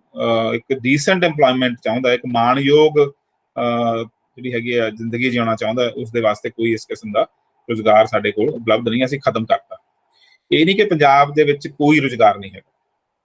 ਪੰਜਾਬ ਦੇ ਵਿੱਚ ਰੁਜ਼ਗਾਰ ਹੈਗਾ, ਪਰ ਮਾਣਯੋਗ ਉਹ ਰੁਜ਼ਗਾਰ ਜਿਹੜਾ ਪੰਜਾਬੀ ਬੰਦਾ ਚਾਹ ਕੇ ਕਰਨਾ ਕਰਦਾ, ਉਸ ਤਰ੍ਹਾਂ ਦੇ ਰੁਜ਼ਗਾਰ ਜਿਹੜੇ ਹੈਗੇ ਨੇ ਉੱਥੇ ਉਹਦੀਆਂ ਜਿਹੜੀਆਂ ਜਿਹਨੂੰ ਕਹੀਏ ਕਿ ਸ਼ਰਤਾਂ, ਤਨਖਾਹਾਂ ਤੇ ਉਹਨਾਂ ਦਾ ਢਾਂਚਾ ਇਸ ਤਰ੍ਹਾਂ ਦਾ ਬਣਾ ਦਿੱਤਾ ਗਿਆ ਕਿ ਉਹਦੇ ਵਿੱਚ ਕੋਈ ਵੀ ਆਕਰਸ਼ਿਤ ਕਰਨ ਵਾਲੀ ਚੀਜ਼ ਰਹੀ ਨਹੀਂ ਹੈਗੀ, ਇਹਨਾਂ ਕੋਈ ਚੀਜ਼ ਆਕਰਸ਼ਿਤ ਕਰੇ। ਤੇ ਇਸ ਦੇ ਚੱਲਦਿਆਂ ਹੋਇਆਂ ਫਿਰ ਜਦੋਂ ਕੋਈ ਚੀਜ਼ ਆਕਰਸ਼ਿਤ ਕਰ ਹੀ ਨਹੀਂ ਰਹੀ, ਕੋਈ ਟਿਕਾ ਹੀ ਨਹੀਂ ਰਹੀ, ਤਾਂ ਫਿਰ ਸਾਨੂੰ ਮਜਬੂਰ ਕੀਤਾ ਜਾਂਦਾ। ਇਸੇ ਕਰਕੇ ਜਿਹੜੇ ਆਈਲੈਟ ਸੈਂਟਰ ਨੇ ਵੱਡੇ ਪੱਧਰ ਦੇ ਉੱਪਰ ਪੰਜਾਬ ਦੇ ਵਿੱਚ ਫੈਲੇ, ਤੇ ਆਈਲੈਟ ਸੈਂਟਰਾਂ ਨੂੰ ਇੱਥੋਂ ਤੱਕ ਕਿ ਸਰਪ੍ਰਸਤੀ ਦਿੱਤੀ ਗਈ। ਯੂਨੀਵਰਸਿਟੀਆਂ ਨੇ ਵੀ ਆਪਣੇ ਤੌਰ ਤੇ ਆਈਲੈਟਸ ਕਰਾਉਣੇ ਸ਼ੁਰੂ ਕਰਤੇ। ਤਾਂ ਮਤਲਬ ਜੇ ਯੂਨੀਵਰਸਿਟੀ ਸੋਚਣਾ ਸ਼ੁਰੂ ਕਰ ਦਿੰਦੀ ਆ ਕਿ ਸਾਡੇ ਬੱਚਿਆਂ ਨੇ ਇੱਥੋਂ ਵੱਡੀਆਂ ਵੱਡੀਆਂ ਡਿਗਰੀਆਂ ਕਰਨ ਤੋਂ ਬਾਅਦ ਫਿਰ ਆਇਲਸ ਕਰਕੇ ਬਾਹਰ ਜਾ ਕੇ ਮਜ਼ਦੂਰੀ ਕਰਨੀ ਆ, ਤਾਂ ਇਸ ਤੋਂ ਜ਼ਿਆਦਾ ਕੋਈ ਸ਼ਰਮਿੰਦਗੀ ਵਾਲੀ ਗੱਲ ਨਹੀਂ ਹੋ ਸਕਦੀ ਹੈਗੀ ਕਿ ਉਹ ਕੋਈ ਵੱਡੇ ਸੁਪਨੇ ਪੈਦਾ ਕਰਨ ਦੀ ਬਜਾਏ, ਵੱਡੇ ਗਿਆਨ ਦੇ ਰਸਤੇ ਉੱਪਰ ਬੱਚਿਆਂ ਨੂੰ ਤੋਰਨ ਦੀ ਬਜਾਏ ਉਹ ਉਹਨਾਂ ਨੂੰ ਆਪਣੀਆਂ ਵੱਡੀਆਂ ਵੱਡੀਆਂ ਇੰਜੀਨੀਅਰਿੰਗ ਦੀਆਂ ਡਿਗਰੀਆਂ ਤੇ ਉਸ ਤੋਂ ਬਾਅਦ ਪੋਸਟ ਗ੍ਰੈਜੂਏਟ ਡਿਗਰੀਆਂ, MSc, MA, MBA, ਇਹ ਸਾਰਾ ਕੁਝ ਕਰਨ ਤੋਂ ਬਾਅਦ ਫਿਰ ਕਹਿੰਦੇ ਜੀ ਉਹ ਆਇਲਸ ਕਰੋ, ਜਿਹੜਾ 10ਵੀਂ ਤੋਂ ਬਾਅਦ ਕੀਤਾ ਜਾਂਦਾ, ਤੇ ਉਹ ਤੁਹਾਨੂੰ ਅਸੀਂ ਕਰਵਾ ਦਿੰਦੇ ਹਾਂ, ਤੇ ਫਿਰ ਤੁਸੀਂ ਬਾਹਰ ਜਾ ਕੇ ਮਜ਼ਦੂਰੀ ਕਰੋ, ਕਾਰ ਚਲਾਓ, ਤੁਸੀਂ ਉੱਥੇ ਜਾ ਕੇ ਸੁਰੱਖਿਆ ਕਰਮਚਾਰੀ ਬਣੋ ਤੇ ਹੋਰ ਛੋਟੇ ਮੋਟੇ ਕੰਮ ਕਰੋ। ਠੀਕ ਹੈ। ਤੇ ਜੇ ਵਿੱਦਿਆ ਅਗਲੀ ਲੈਣੀ ਆ ਜਿਹੜੀ ਉੱਥੇ ਤੁਹਾਨੂੰ ਟਿਕਾ ਸਕਦੀ ਹੈ, ਉਹਦੇ ਕੋਰਸ ਵਾਸਤੇ ਇਸ ਤਰ੍ਹਾਂ ਦੇ ਕੋਰਸ ਵੀ ਅਸੀਂ ਬਣਾਏ ਹੋਏ ਨੇ ਕਿ ਕੁਛ ਹਿੱਸਾ ਉੱਥੇ ਕਰੋ, ਕੁਛ ਹਿੱਸਾ ਇੱਥੇ ਕਰੋ, ਅੱਗੇ ਅਲਟੀਮੇਟਲੀ ਜਿਹੜਾ ਬੰਦਾ ਹੈਗਾ ਉਹ ਪੰਜਾਬ ਦੇ ਫੰਡਾਂ ਦੇ ਉੱਪਰ ਪੜ੍ਹਾਈ ਕਰਨ ਤੋਂ ਬਾਅਦ ਜਿਹੜੀ ਸੇਵਾ ਹੈਗੀ ਆ ਉਹ ਪ੍ਰਵਾਸ ਦੇ ਮੁਲਕਾਂ ਦੇ ਵਿੱਚ ਜਾ ਕੇ ਉਹਨਾਂ ਸਰਕਾਰਾਂ ਦੀਆਂ ਕਰੇ। ਤਾਂ ਇਹ ਵੀ ਆਪਣੇ ਆਪ ਦੇ ਵਿੱਚ ਬੜਾ ਇੱਕ ਵੱਖਰਾ ਪਹਿਲੂ ਹੈ ਕਿ ਜਦੋਂ ਅਸੀਂ ਸਰਕਾਰੀ ਖੇਤਰ ਦੇ ਵਿੱਚ ਵਿੱਦਿਆ ਲੈਂਦੇ ਹਾਂ ਤਾਂ ਲੋਕਾਂ ਦਾ ਪੈਸਾ ਉਹਦੇ ਉੱਪਰ ਲੱਗ ਰਿਹਾ ਹੁੰਦਾ, ਪਰ ਉਹ ਪੈਸਾ ਜਿਹੜਾ ਹੈਗਾ ਉਹਦੀ ਇਨਵੈਸਟਮੈਂਟ ਹੋ ਰਹੀ ਹੈ, ਉਸ ਦਾ ਮੁਨਾਫਾ ਜਿਹੜਾ ਹੈਗਾ ਉਹ ਕਿਸੇ ਹੋਰ ਮੁਲਕ ਨੂੰ ਮਿਲਣ ਵਾਲਾ, ਜੇ ਕੋਈ ਚੰਗਾ ਵਿਦਿਆਰਥੀ ਅਸੀਂ ਆਪਣੇ ਇੱਥੋਂ ਪੈਦਾ ਕਰ ਦਿੰਦੇ ਹਾਂ। ਇਹਦੀ ਆਪਣੀ ਇੱਕ ਵੱਖਰੀ ਇਕਨੋਮਿਕਸ ਹੈ, ਇਸ ਦੇ ਬਾਰੇ ਆਪਾਂ ਗੱਲ ਨਹੀਂ ਕਰਾਂਗੇ। ਤਾਂ ਇਹ ਸਥਿਤੀ ਹੈ ਕਿ ਜਿਸ ਦੇ ਵਿੱਚ ਜਿਹੜਾ ਪ੍ਰਵਾਸ ਹੈ ਉਹ ਥੋਪੀ ਹੋਈ ਚੀਜ਼ ਹੈ। ਤੇ ਇਹ ਵੀ ਹੁਣ ਤੁਹਾਨੂੰ ਧਿਆਨ ਦੇ ਵਿੱਚ ਰੱਖਣੀ ਚਾਹੀਦੀ ਹੈ ਗੱਲ ਕਿ ਹਰ ਬੰਦਾ ਪ੍ਰਵਾਸ ਵੀ ਨਹੀਂ ਕਰ ਸਕਦਾ। ਇਹ ਨਹੀਂ ਹੈ ਕਿ ਤੁਹਾਡਾ ਮਨ ਕੀਤਾ ਤੇ ਤੁਸੀਂ ਪ੍ਰਵਾਸ ਕਰ ਲਿਆ, ਇਹ ਨਹੀਂ ਹੈ ਕਿ ਤੁਸੀਂ ਆਇਲਸ ਕੀਤਾ ਤੇ ਤੁਹਾਡਾ ਪ੍ਰਵਾਸ ਜਿਹੜਾ ਹੈਗਾ ਉਹ ਤੈਅ ਹੋ ਗਿਆ ਤੁਹਾਡੇ ਕੋਲ। ਕਿਉਂਕਿ ਅੱਜ ਕੱਲ੍ਹ ਜਿਹੜੇ ਲੋਕ ਜਾ ਰਹੇ ਨੇ ਉਹ ਜ਼ਿਆਦਾਤਰ ਪੰਜਾਬ ਦੇ ਨੌਜਵਾਨ ਜਿਹੜੇ ਉੱਥੇ ਵੱਖ-ਵੱਖ ਕੋਰਸ ਪ੍ਰਾਈਵੇਟ ਯੂਨੀਵਰਸਿਟੀਆਂ ਦੇ ਵਿੱਚ ਜਿਹੜੀਆਂ ਨਵੀਆਂ ਖੁੱਲੀਆਂ ਹੋਈਆਂ ਸਾਡੇ ਵਰਗੀਆਂ ਦੁਕਾਨਾਂ ਨੁਮਾ ਯੂਨੀਵਰਸਿਟੀਆਂ ਨੇ, ਜਿਹੋ ਜਿਹੀਆਂ ਅਸੀਂ ਖੁਲਵਾਈਆਂ ਨੇ ਪਿਛਲੇ ਸਾਲਾਂ ਦੇ ਵਿੱਚ, ਉਸੇ ਤਰ੍ਹਾਂ ਦੀਆਂ ਪ੍ਰਵਾਸੀ ਸੰਸਥਾਵਾਂ ਦੇ ਵਿੱਚ ਵੀ, ਪੰਜਾਬ ਪ੍ਰਵਾਸੀ ਮੁਲਕਾਂ ਦੇ ਵਿੱਚ ਵੀ ਜਾਂ ਵਿਦੇਸ਼ੀ ਮੁਲਕਾਂ ਦੇ ਵਿੱਚ ਵੀ ਉਸ ਤਰ੍ਹਾਂ ਦੀਆਂ ਯੂਨੀਵਰਸਿਟੀਆਂ ਖੁੱਲੀਆਂ ਹੋਈਆਂ ਨੇ। ਤਾਂ ਉਹਨਾਂ ਯੂਨੀਵਰਸਿਟੀਆਂ ਦੇ ਵਿੱਚ ਜਾਣ ਵਾਸਤੇ ਬੰਦੇ ਨੂੰ 15-20 ਲੱਖ ਰੁਪਇਆ ਚਾਹੀਦਾ ਹੈ ਯਕਮੁਸ਼ਤ, ਤੇ ਉਸ ਤੋਂ ਬਾਅਦ ਲਗਾਤਾਰ 1-2 ਸਾਲ ਉਸ ਨੂੰ ਉੱਥੇ ਸਰਵਾਈਵ ਕਰਨ ਵਾਸਤੇ ਇੱਥੋਂ ਪੈਸੇ ਭੇਜੇ ਜਾਣੇ ਜ਼ਰੂਰੀ ਨੇ। ਤੇ ਫਿਰ ਉਹ ਉੱਥੇ ਜਾ ਕੇ ਪੱਕੇ ਤੌਰ ਤੇ ਜਦੋਂ ਟਿਕ ਜਾਂਦਾ ਤੇ ਨਾਲ ਰੁਜ਼ਗਾਰ ਸ਼ੁਰੂ ਕਰਦਾ, ਮੁੱਢਲੇ ਤੌਰ ਤੇ ਉਹ ਆਪਣਾ ਜਿਹੜੀ ਫੀਸ ਆ ਉਹ ਕੱਢਣੀ ਸ਼ੁਰੂ ਕਰ ਲੈਂਦਾ, ਆਪਣੇ ਰਹਿਣ ਸਹਿਣ ਦੇ ਖਰਚੇ ਜਿਹੜੇ ਹੈਗੇ ਨੇ ਉਹ ਕਰਨੇ ਸ਼ੁਰੂ ਕਰ ਦਿੰਦਾ ਸਾਲ 2 ਸਾਲ ਦੇ ਵਿੱਚ। ਫਿਰ ਉਸ ਤੋਂ ਬਾਅਦ ਜਿਹੜੀ ਅਗਲੀ ਪ੍ਰਕਿਰਿਆ ਸ਼ੁਰੂ ਹੁੰਦੀ ਹੈ ਜੇ ਉੱਥੇ ਉਸਨੇ ਪੱਕਾ ਹੋਣਾ ਹੋਵੇ, ਫਿਰ ਉਹ ਇੱਥੋਂ ਫਿਰ ਦਰਬਾਰ ਤੋਂ ਸਰਮਾਇਆ ਖਿੱਚਦਾ। ਕਿਉਂਕਿ ਅੱਗੇ ਹੁੰਦਾ ਸੀਗਾ ਕਿ ਲੋਕ ਬਾਹਰ ਪੱਕੇ ਹੋ ਜਾਂਦੇ ਸੀ ਤੇ ਪੱਕੇ ਹੋਣ ਤੋਂ ਬਾਅਦ ਫਿਰ ਉਹ ਉੱਥੇ ਪੈਸਾ ਜਿਹੜਾ ਕਮਾਉਂਦੇ ਸੀਗੇ ਉਸ ਦਾ ਇੱਕ ਵੱਡਾ ਹਿੱਸਾ ਪਿੱਛੇ ਭੇਜਦੇ ਸੀ। ਆਪ ਉੱਥੇ ਉਹ ਬੜੀ ਸਧਾਰਨ ਜਿਹੀ ਜ਼ਿੰਦਗੀ ਬਤੀਤ ਕਰਦੇ ਸੀਗੇ, ਜਿਸ ਤਰ੍ਹਾਂ ਨਾਲ ਸਾਡੇ ਪ੍ਰਵਾਸੀ ਮਜ਼ਦੂਰ ਪੰਜਾਬ ਦੇ ਵਿੱਚ ਸਧਾਰਨ ਜਿਹੀ ਜ਼ਿੰਦਗੀ ਬਤੀਤ ਕਰਦੇ ਨੇ। ਕਈ ਬੰਦੇ ਜਿਹੜੇ ਇੱਕ ਕਮਰੇ 'ਚ ਰਹਿੰਦੇ ਨੇ, ਇਸ ਤਰ੍ਹਾਂ ਨਾਲ ਉਹ ਉੱਥੇ ਬਹੁਤ ਹੀ ਬੁਨਿਆਦੀ ਕਿਸਮ ਦੀਆਂ ਜਿਹੜੀਆਂ ਚੀਜ਼ਾਂ ਹੈਗੀਆਂ ਨੇ ਉਹੀ ਸਿਰਫ ਕਰਦੇ ਸੀ, ਤੇ ਬਾਕੀ ਸਾਰੇ ਪੈਸੇ ਜੋੜ ਕੇ ਉਹ ਵਾਪਸ ਪੰਜਾਬ ਦੇ ਵਿੱਚ ਭੇਜਦੇ ਸੀ। ਪੰਜਾਬ ਦੇ ਵਿੱਚ ਇਨਵੈਸਟਮੈਂਟ ਹੁੰਦੀ ਸੀ। ਦੁਆਬੇ ਦੇ ਵਿੱਚ ਤੁਸੀਂ ਇਸ ਤਰ੍ਹਾਂ ਦੀਆਂ ਚੀਜ਼ਾਂ ਦੇਖ ਸਕਦੇ ਹੋ, ਜਿਹਦੇ ਵਿੱਚ ਵੱਡੀਆਂ ਸੰਸਥਾਵਾਂ, ਹਸਪਤਾਲ, ਕਾਲਜ, ਵੱਡੇ ਗੇਟ, ਗੁਰਦੁਆਰੇ, ਉਹ ਸਾਰੇ ਪੰਜਾਬ ਦੇ ਵਿੱਚ ਉਸ ਪੈਸੇ ਨਾਲ ਦੁਆਬੇ ਦੇ ਵਿੱਚ ਬਣੇ। ਪਰ ਹੁਣ ਜਿਹੜੀ ਸਥਿਤੀ ਹੈ, ਹੁਣ ਇਸ ਤਰ੍ਹਾਂ ਨਹੀਂ ਹੁੰਦਾ ਹੈਗਾ ਕਿ ਜਿਹੜਾ ਬੱਚਾ ਗਿਆ ਉਸਨੇ ਜਦੋਂ ਕਮਾਉਣ ਯੋਗ ਹੋ ਜਾਣਾ ਤਾਂ ਉਸਨੇ ਇਹ ਨਹੀਂ ਕਰਨਾ ਕਿ ਉਹਨੇ ਪੈਸੇ ਭੇਜਣੇ ਸ਼ੁਰੂ ਕਰਨੇ ਨੇ। ਅਗਲਾ ਉਹਦਾ ਕਦਮ ਹੈਗਾ ਕਿ ਉਹ ਆਪਣੇ ਇੱਥੋਂ ਦੇ ਜਿਹੜੇ ਰਹਿੰਦੇ ਹੋਏ ਜੀ ਨੇ ਉਹਨਾਂ ਨੂੰ ਉਹ ਬਾਹਰ ਲੈ ਕੇ ਜਾਊਗਾ, ਤੇ ਹਰ ਜੀ ਦੇ ਬਾਹਰ ਲੈ ਕੇ ਜਾਣ ਦੇ ਵਿੱਚ ਫਿਰ ਜਿਹੜੇ ਖਰਚੇ ਹੁੰਦੇ ਨੇ ਉਹ ਦੁਬਾਰਾ ਤੋਂ ਹੋਣਗੇ, ਕੁਝ ਘੱਟ ਕੇ ਹੋਣਗੇ। ਹੋ ਸਕਦਾ ਉਹਨੂੰ ਪੜ੍ਹਾਈ ਲਿਖਾਈ ਦੇ ਬਾਰੇ ਨਾ ਜਾਣਾ ਪਵੇ, ਫਿਰ ਉਹ ਵਿਆਹ ਹੋਊਗਾ, ਫਿਰ ਉਹ ਸਾਰਾ ਪਰਿਵਾਰ ਹੌਲੀ ਉੱਥੇ ਜਾਊਗਾ ਤੇ ਇੱਥੋਂ ਦੀ ਜਿਹੜੀ ਜ਼ਮੀਨ ਜਾਇਦਾਦ ਹੈ ਉਹ ਵੇਚ ਵੱਟ ਕੇ ਉੱਥੇ ਇਨਵੈਸਟ ਕੀਤਾ ਜਾਊਗਾ। ਤਾਂ ਉਹ ਸਰਮਾਇਆ ਵੀ ਫਿਰ ਇੱਥੋਂ ਜਿਹੜਾ ਹੈਗਾ ਉਹਦੀ ਉਡਾਨ ਹੁੰਦੀ ਹੈ, ਉਹ ਵੀ ਉੱਡਦਾ ਹੈ। ਪਰ ਇਹ ਸਾਰਾ ਕੁਝ ਉਹੀ ਕਰ ਸਕਦੇ ਨੇ ਜਿਨ੍ਹਾਂ ਕੋਲ ਮੁੱਢਲੇ ਤੌਰ ਤੇ 15-20 ਲੱਖ ਰੁਪਏ ਇਨਵੈਸਟ ਕਰਨ ਵਾਸਤੇ ਹੈਗਾ। ਇਹਦਾ ਮਤਲਬ ਪੰਜਾਬ ਦੇ ਸਾਰੇ ਲੋਕਾਂ ਵਾਸਤੇ, ਪੰਜਾਬ ਦੇ ਸਾਰੇ ਕਿਸਾਨਾਂ ਵਾਸਤੇ ਇਹ ਜਿਹੜੀ ਆਪਸ਼ਨ ਹੈਗੀ ਹੈ ਖੁੱਲੀ ਨਹੀਂ ਹੈਗੀ। ਇਹ ਬਹੁਤ ਹੀ ਸੀਮਤ ਗਿਣਤੀ ਦੇ ਲੋਕਾਂ ਦੇ ਵਾਸਤੇ 3 ਤੋਂ 5% ਹੀ ਲੋਕ ਪੰਜਾਬ ਦੇ ਇਸ ਤਰੀਕੇ ਨਾਲ ਪ੍ਰਵਾਸ ਧਾਰਨ ਕਰਨ ਦੀ ਸਥਿਤੀ ਦੇ ਵਿੱਚ ਅਵਸਥਾ ਦੇ ਵਿੱਚ ਹੈਗੇ ਨੇ। ਉਹ ਨੇ ਜਿਨ੍ਹਾਂ ਦੇ ਕੋਲ ਵੱਡੇ ਬੈਂਕ ਬੈਲੈਂਸ ਨੇ, ਬਕਾਏ ਚੰਗੇ ਪਏ ਨੇ, ਜਾਂ ਜਿਨ੍ਹਾਂ ਦੇ ਕੋਲ ਵੇਚਣ ਵਟਣ ਵਾਸਤੇ ਕੋਈ ਅਸੈਟਸ ਨੇ, ਸੋਨਾ ਪਿਆ ਜਾਂ ਤੁਹਾਡੇ ਕੋਲ ਜ਼ਮੀਨ ਹੈ। ਜੇ ਉਹ ਚੀਜ਼ ਹੈਗੀ ਆ ਫਿਰ ਤੁਸੀਂ ਉਹ ਵੇਚ ਵੱਟ ਕੇ ਇਹਦਾ ਕੁਝ ਕਰ ਸਕਦੇ ਹੋ, ਵਰਨਾ ਤੁਸੀਂ ਇਸ ਰਸਤੇ ਉੱਪਰ ਵੀ ਨਹੀਂ ਤੁਰ ਸਕਦੇ। ਤਾਂ ਇਹ ਬਹੁਤ ਥੋੜੀ ਜਨਤਾ ਰਹਿ ਜਾਂਦੀ ਹੈ। ਫਿਰ ਬਾਕੀ ਦੀ ਜਨਤਾ ਨੇ ਕੀ ਕਰਨਾ? ਕੀ ਪ੍ਰਵਾਸ ਜਿਹੜਾ ਹੈਗਾ ਉਹ ਠੀਕ ਹੈ? ਕੁਝ ਲੋਕ ਕਹਿੰਦੇ ਨੇ ਕਿ ਇਹਦਾ ਕੋਈ ਹੱਲ ਨਹੀਂ ਹੈਗਾ, ਨਹੀਂ ਹੋਊਗਾ, ਪਰ ਪ੍ਰਵਾਸ ਵੀ ਹੱਲ ਨਹੀਂ ਹੈਗਾ। ਕੋਈ ਮੁਲਕ ਤੁਹਾਡੇ ਪੂਰੇ ਦੇ ਪੂਰੇ ਪੰਜਾਬ ਦੇ ਲੋਕਾਂ ਨੂੰ ਆਪਣੇ ਵਿੱਚ ਸਮਾਉਣ ਦੇ ਵਾਸਤੇ ਤੇ ਨਹੀਂ ਬੈਠਾ ਹੈਗਾ ਕਿ ਤੁਹਾਨੂੰ ਉੱਥੇ ਉਹ ਸੱਦੇ ਦੇ ਹੀ ਬੈਠੇ ਨੇ। ਉਹ ਵੀ ਤੁਹਾਡੇ ਦੁਆਰਾ ਪੈਦਾ ਕੀਤੇ ਗਏ ਆਇਲਸ ਦਾ ਮਤਲਬ, ਤੇ ਉਹਦੇ ਵਿੱਚ ਤੁਸੀਂ ਇੱਕ ਤਿਆਰੀ ਕੀਤੀ ਹੈ, ਤੁਹਾਡੇ ਕੋਲ ਪੈਸੇ ਹੈਗੇ ਨੇ। ਜਿਹੜਾ ਨੰਬਰ ਸਿਸਟਮ ਹੁੰਦਾ ਸੀ ਉਹਦੇ ਵਿੱਚ ਤੁਹਾਡੇ ਕੋਲ ਵਿੱਦਿਆ ਦਾ ਸਾਰਾ ਢਾਂਚਾ, ਤੁਹਾਡੀ ਕੋਲ ਜ਼ਮੀਨ ਜਾਇਦਾਦ, ਤੁਹਾਡੇ ਪੱਕੇ ਅਸੈਟਸ ਕਿੰਨੇ ਨੇ, ਉਹ ਸਾਰੇ ਕੁਝ ਦੇ ਨਾਲ ਤੁਹਾਡੇ ਨੰਬਰ ਜੁੜਦੇ ਸੀ। ਇਹਦਾ ਮਤਲਬ ਉਹਨਾਂ ਨੂੰ ਸਾਡੇ ਚੋਂ ਸਿਰਫ ਉਹੀ ਲੋਕ ਚਾਹੀਦੇ ਨੇ ਜਿਹੜੇ ਉਹਨਾਂ ਦੇ ਵਾਸਤੇ ਲਾਭਕਾਰੀ ਹੋ ਸਕਦੇ, ਜਿਹੜਾ ਉਹਨਾਂ ਵਾਸਤੇ ਸਰਮਾਇਆ ਲਿਆ ਸਕਦੇ ਨੇ, ਜਿਹੜੇ ਉਹਨਾਂ ਵਾਸਤੇ ਹਿਊਮਨ ਰਿਸੋਰਸਿਸ ਲਿਆ ਸਕਦੇ ਨੇ, ਕਿ ਭਾਵ ਬਣੇ ਤਣੇ ਹਿਊਮਨ ਰਿਸੋਰਸ ਜਿਹੜੇ ਉਹਨਾਂ ਨੇ ਪੈਦਾ ਨਹੀਂ ਕੀਤੇ, ਉਹ ਉਹਨਾਂ ਨੂੰ ਅਫਰੀਕੀ ਤੇ ਏਸ਼ੀਆਈ ਮੁਲਕਾਂ ਦੇ ਵਿੱਚੋਂ ਬਣੇ ਤਣੇ ਮਿਲ ਜਾਂਦੇ ਨੇ। ਸਾਡੇ ਡਾਕਟਰ ਇੰਜੀਨੀਅਰ ਉਹਨਾਂ ਨੂੰ ਬਣੇ ਤਣੇ ਮਿਲ ਜਾਂਦੇ ਨੇ। ਇੱਕ ਡਾਕਟਰ ਇੰਜੀਨੀਅਰ ਨੂੰ ਪੈਦਾ ਕਰਨ ਦੇ ਉੱਪਰ ਬਹੁਤ ਪੈਸਾ ਜਿਹੜਾ ਹੈਗਾ ਜਨਤਕ ਤੌਰ ਤੇ ਖਰਚ ਹੁੰਦਾ, ਸਰਕਾਰੀ ਪੈਸਾ ਖਰਚ ਹੁੰਦਾ, 30 35 ਲੱਖ ਰੁਪਏ ਇੱਕ ਡਾਕਟਰ ਦੇ ਉੱਪਰ ਖਰਚ ਹੁੰਦਾ, ਤੇ ਉਹਨਾਂ ਨੂੰ ਲੋੜ ਨਹੀਂ ਪਈ ਖਰਚਣ ਦੀ, ਤੇ ਉਹਨਾਂ ਨੇ ਤੁਸੀਂ ਬਣਾਇਆ ਉਹਨੂੰ ਤੇ ਉਹ ਲੈ ਗਏ। ਇਸ ਰੂਪ ਦੇ ਵਿੱਚ ਜਿਹੜਾ ਪ੍ਰਵਾਸ ਹੈਗਾ ਉਹ ਗਿਣੇ ਚੁਣੇ ਉਹਨਾਂ ਲੋਕਾਂ ਦਾ ਹੀ ਹੋ ਸਕਦਾ ਜਿਨ੍ਹਾਂ ਦੇ ਕੋਲ ਸਰਮਾਇਆ, ਜਿਨ੍ਹਾਂ ਕੋਲ ਹਿਊਮਨ ਰਿਸੋਰਸਿਸ, ਇੰਟੈਲੈਕਟ ਹੈ, ਗਿਆਨ ਹੈ, ਜਿਨ੍ਹਾਂ ਦੇ ਕੋਲ ਲਿਆਕਤ ਹੈ, ਉਹ ਖਿੱਚ ਕੇ ਲੈ ਜਾਣਗੇ। ਤੇ ਪਿੱਛੇ ਫਿਰ ਪੰਜਾਬ ਦੇ ਵਿੱਚ ਕੀ ਬਚਦਾ? ਜੀ ਪਿੱਛੇ ਪੰਜਾਬ ਦੇ ਵਿੱਚ ਕੰਗਾਲੀ ਬਚਦੀ ਹੈ। ਉਹ ਆਰਥਿਕ ਤੌਰ ਤੇ ਵੀ ਕੰਗਾਲੀ ਬਚਦੀ ਹੈ ਤੇ ਉਹ ਬੌਧਿਕ ਤੌਰ ਤੇ ਵੀ ਕੰਗਾਲੀ ਬਚਦੀ ਹੈ। ਕਿ ਪੰਜਾਬ ਜਿਹੜਾ ਹੈਗਾ ਉਹ ਫਿਰ ਕੰਗਾਲ ਲੋਕਾਂ ਦੀ ਧਰਤੀ ਬਣੂਗਾ, ਜਿਨ੍ਹਾਂ ਕੋਲ ਨਾ ਸਰਮਾਇਆ ਹੈ, ਨਾ ਪੈਸੇ ਇਨਵੈਸਟ ਕਰਨ ਲਈ ਨੇ, ਨਾ ਉਹ ਆਪਣੀ ਅਕਲ ਲਿਆਕਤ ਦੇ ਬਲਬੂਤੇ ਕਿਸੇ ਹੋਰ ਥਾਂ ਦੇ ਉੱਪਰ ਜਾ ਸਕਦੇ ਨੇ। ਇਹਦੇ ਨਾਲ ਇੱਕ ਹੋਰ ਮੈਂ ਗੱਲ ਜੋੜ ਦਿੰਦਾ, ਕਿਉਂਕਿ ਜੇ ਪੰਜਾਬ ਦੇ ਵਿੱਚ ਇਸੇ ਕਿਸਮ ਦੀਆਂ ਜਿਹੜੀਆਂ ਸੇਵਾ ਸ਼ਰਤਾਂ ਸਰਕਾਰੀ ਨੌਕਰੀਆਂ ਦੇ ਵਿੱਚ ਰਹਿੰਦੀਆਂ ਨੇ,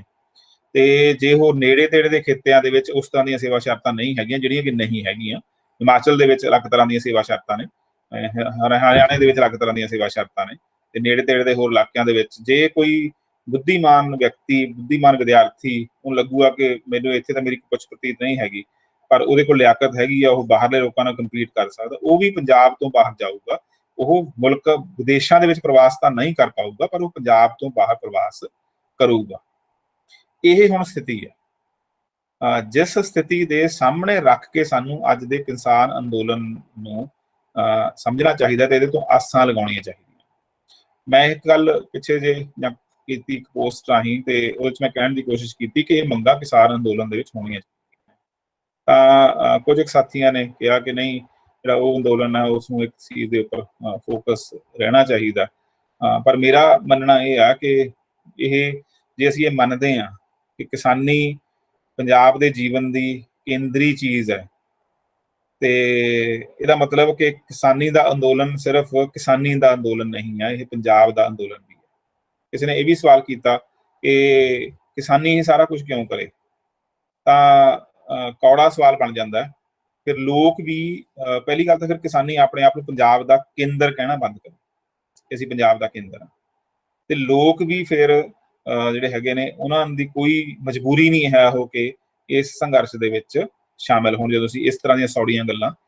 ਕਰਾਂਗੇ ਤਾਂ ਉਸ ਦਾ ਜਵਾਬ ਜਿਹੜਾ ਹੈਗਾ ਉਹ ਇਸ ਤਰ੍ਹਾਂ ਦੀਆਂ ਚੀਜ਼ਾਂ ਦੇ ਵਿੱਚ ਆਊਗਾ। ਜੇ ਅਸੀਂ ਕਹਿੰਦੇ ਹਾਂ ਕਿ ਕਿਸਾਨੀ ਜਿਹੜੀ ਖੇਤੀ ਆ ਉਹ ਪੰਜਾਬ ਦਾ ਕੇਂਦਰ ਹੈ, ਖੇਤੀ ਨਾਲ ਸੰਬੰਧਿਤ ਜਿਹੜੇ ਹੈਗੇ ਨੇ ਕਾਨੂੰਨ ਨੇ ਉਹ ਪੰਜਾਬ ਦੇ ਸਾਰੇ ਲੋਕਾਂ ਦੇ ਜੀਵਨ ਨੂੰ ਪ੍ਰਭਾਵਿਤ ਕਰਨ ਵਾਲੇ ਨੇ, ਤਾਂ ਉਸ ਅਵਸਥਾ ਦੇ ਵਿੱਚ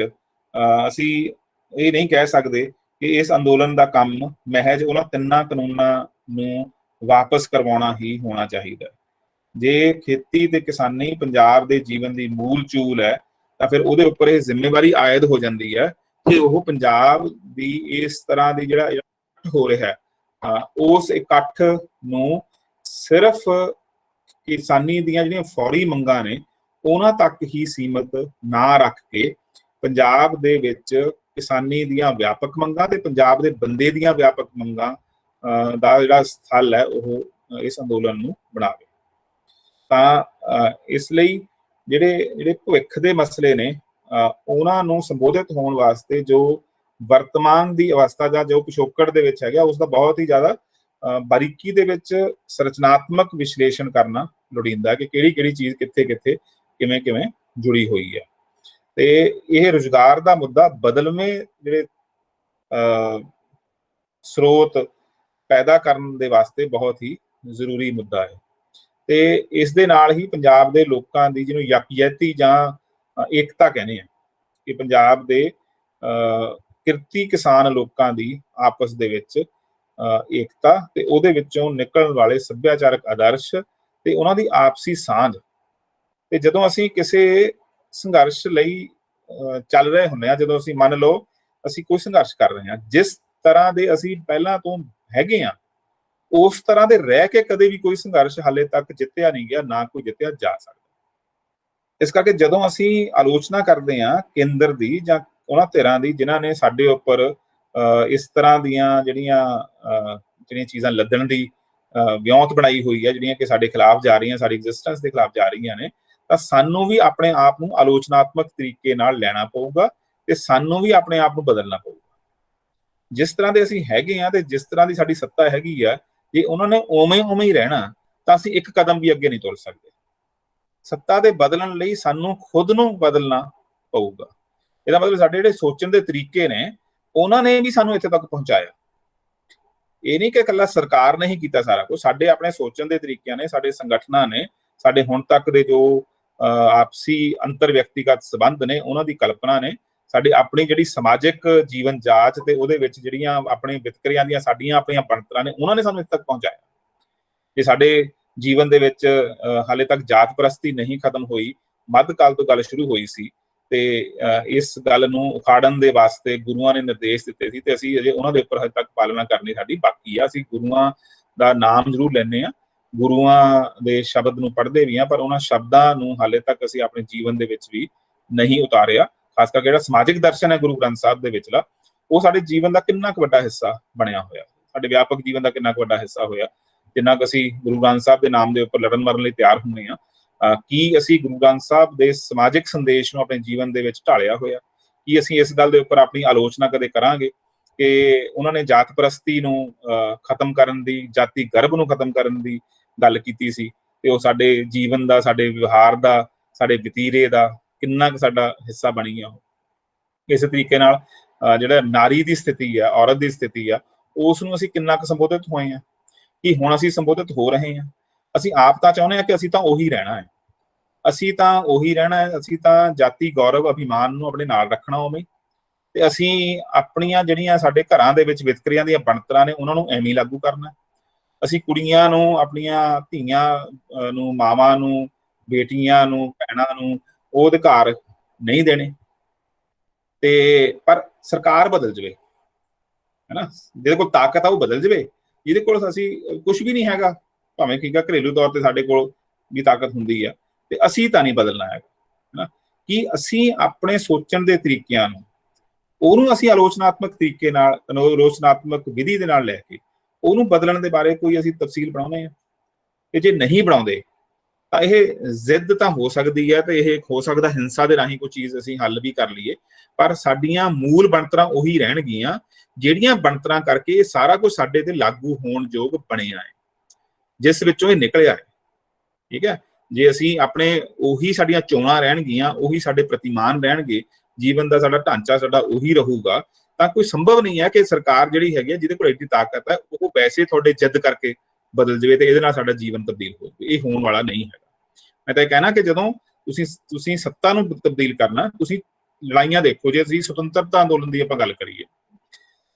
ਸੁਤੰਤਰਤਾ ਅੰਦੋਲਨ ਦੇ ਨਾਲ ਜਿਹੜੇ ਵੱਖਰੇ ਵੱਡੇ ਆਦਰਸ਼ ਸਾਹਮਣੇ ਆਏ, ਉਹਦੇ ਵਿੱਚ ਭਾਰਤ ਦੇ ਆਵਾਮ ਨੇ, ਭਾਰਤ ਦੀ ਉਚੇਰੀ ਰਾਜਨੀਤਿਕ ਚੇਤਨਾ ਨੇ ਬਹੁਤ ਵੱਡੇ ਪੱਧਰ ਦੇ ਉੱਪਰ ਵਿਕਾਸ ਕੀਤਾ। ਠੀਕ ਹੈ, ਅਸੀਂ ਤਾਂ ਹੋਰ ਤਰ੍ਹਾਂ ਦੇ ਲੋਕ ਸੀ, ਅਸੀਂ ਤਾਂ ਉਹ ਲੋਕ ਸੀ ਜਿਨ੍ਹਾਂ ਨੇ ਮੁੱਢਲੇ ਤੌਰ ਤੇ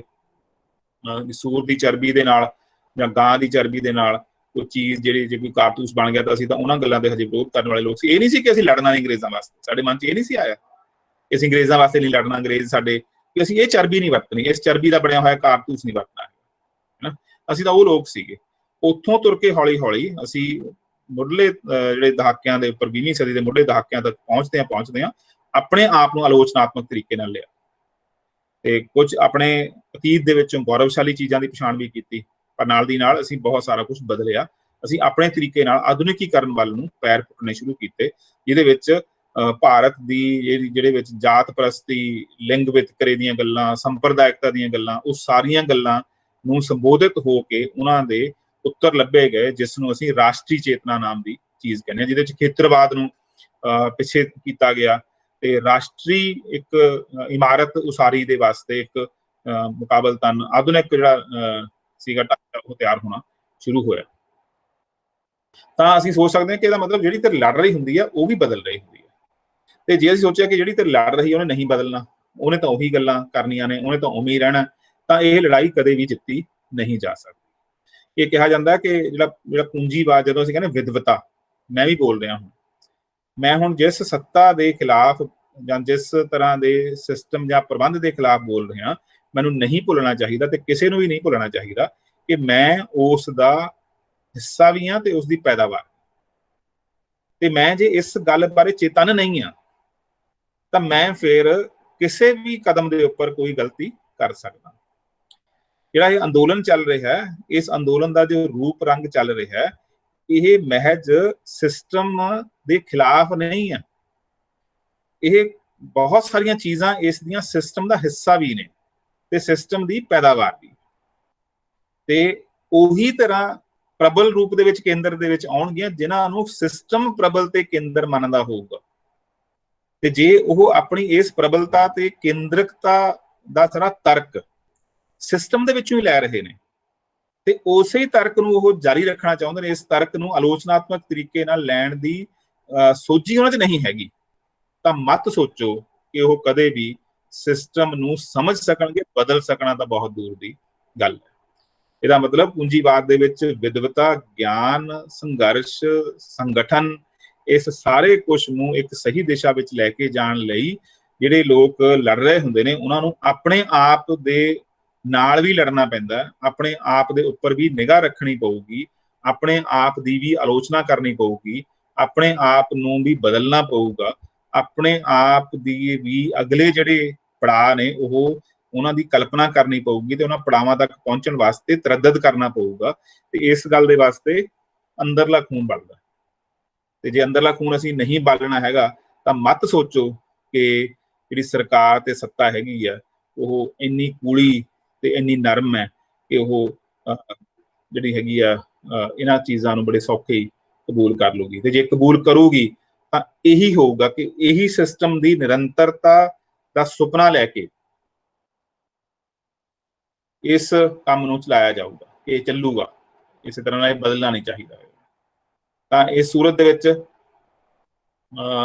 ਆਪਾਂ ਸੋਚ ਸਕਦੇ ਹਾਂ ਕਿ ਜੋ ਹੁਣ ਲੜਾਈ ਚੱਲ ਰਹੀ ਹੈ, ਇਸ ਦੇ ਵਿੱਚ ਇੱਕ ਬਹੁਤ ਵੱਡਾ ਹਿੱਸਾ ਜਿਹੜਾ ਹੈਗਾ ਉਹ ਸੱਭਿਆਚਾਰਕ ਚੇਤਨਾ ਨਾਲ ਜੁੜਿਆ ਹੋਇਆ। ਸੱਭਿਆਚਾਰਕ ਚੇਤਨਾ ਨਾਲ, ਸੱਭਿਆਚਾਰਕ ਚੇਤਨਾ ਕਿਉਂਕਿ ਸਾਡੀ ਜਿਹੜੀ ਮੂਲ ਸਾਡੀ ਜੀਵਨ ਸ਼ੈਲੀ ਦਾ ਢਾਂਚਾ ਸਾਰਾ ਹੈ ਨਾ, ਤਾਂ ਉਹ ਇਸੇ ਗੱਲ ਦੇ ਉੱਪਰ ਨਿਰਭਰ ਕਰਦਾ ਕਿ ਅਸੀਂ ਸੱਭਿਆਚਾਰਕ ਤੌਰ ਤੇ ਕਿਸ ਰੂਪ ਦੇ ਵਿੱਚ ਆਪਣੀ ਕਲਪਨਾ ਕਰਨ ਦੇ ਵਾਸਤੇ ਆਪਣੇ ਆਪ ਨਾਲ ਲੜਦੇ ਹਾਂ। ਠੀਕ ਹੈ, ਇਸ ਕਰਕੇ ਜਦੋਂ ਵੀ ਕੋਈ ਵੱਡੀ ਮੇਰੀ ਹੋ ਸਕਦਾ ਕਿ ਇਹ ਖਾਮ ਖਿਆਲੀ ਹੋਵੇ ਕਿ ਮੈਂ ਇਸ ਨੂੰ ਵੱਡੀ ਲੜਾਈ ਦੇ ਤੌਰ ਤੇ ਕਲਪ ਰਿਹਾ, ਹੋ ਸਕਦਾ ਅਸਲ ਦੇ ਵਿੱਚ ਬਹੁਤ ਹੀ ਛੋਟੀ ਲੜਾਈ ਹੋਵੇ, ਹੋ ਸਕਦਾ ਅਸਲ ਦੇ ਵਿੱਚ ਇਹ ਹਿੱਤਾਂ ਦੀ ਐਡਜਸਟਮੈਂਟ ਦੀ ਲੜਾਈ ਹੀ ਨਿਕਲੇ ਅਖੀਰ ਨੂੰ, ਹੈ ਨਾ। ਸਾਡਾ ਜੀ ਕਰਦਾ ਕਿ ਇਹ ਇੱਕ ਵੱਡੀ ਲੜਾਈ ਬਣ ਜਾਵੇ, ਇੱਕ ਵੱਡੀ ਲੜਾਈ ਹੋਵੇ ਜਿਹੜੀ ਪੰਜਾਬ ਦੇ ਮੁੱਦਿਆਂ ਨੂੰ ਇੱਕ ਤਰ੍ਹਾਂ ਨਾਲ ਕੇਂਦਰ ਦੇ ਵਿੱਚ ਰੱਖੇ, ਪੰਜਾਬ ਦੇ ਸਮੁੱਚੇ ਤੌਰ ਤੇ ਪੁਨਰ ਨਿਰਮਾਣ ਦੀ ਗੱਲ ਇਸ ਦੇ ਵਿੱਚ